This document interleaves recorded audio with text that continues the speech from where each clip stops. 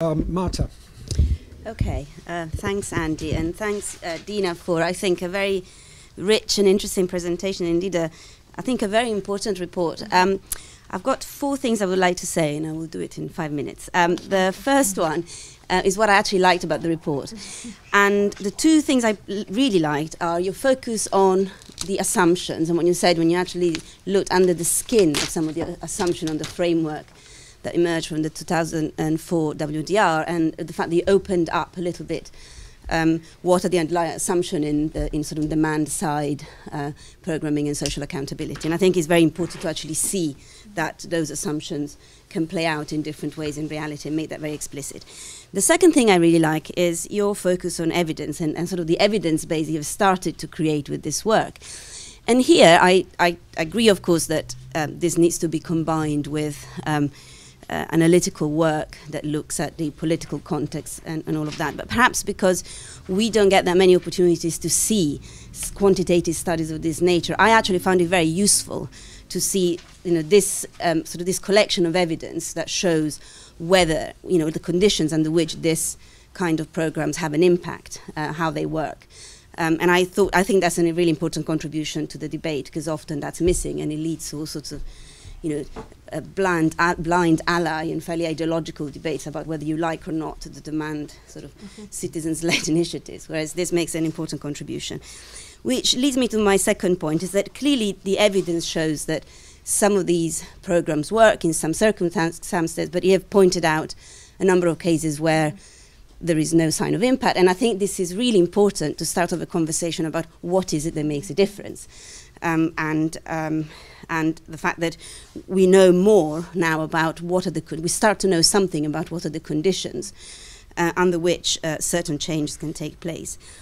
Here I take your proposition that a lot has to do with the way in which these programs are designed. But actually I wonder, and here is also a point for discussion, whether we can go a little bit further and actually ask ourselves whether there is something about the theory of change underlying some of these programs and some of the assumptions that you highlighted at the beginning of your presentation that actually matter for whether these things work or not. And here I would say that sometimes it would be important to ask ourselves, what is it that fosters change, whether it is the intended model about how demand is meant to happen, or whether that actually plays out in a different way in reality.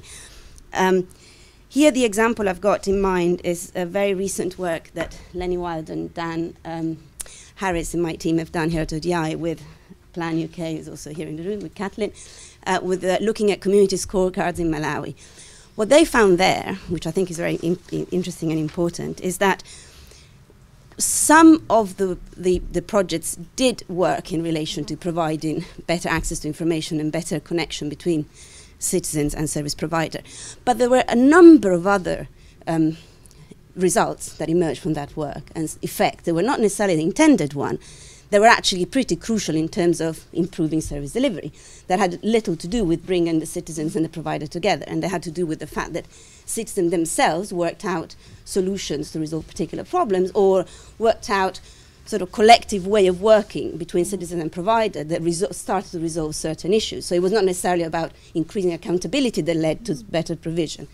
Now, I think this is very important, because there is a bit of a risk that by focusing on the nature of the demand side, we sell short some of the potential impact of this work that go beyond the intended results of improving accountability and affecting behavior in that way.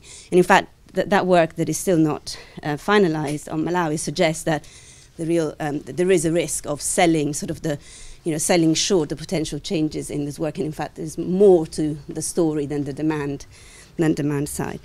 The fourth point, which speaks to your proposition that a lot, the importance of design. I agree that a lot has to do with the way in which these programs are designed in terms of the knowledge that people have of the context, the fact that they are adapted to specific local realities.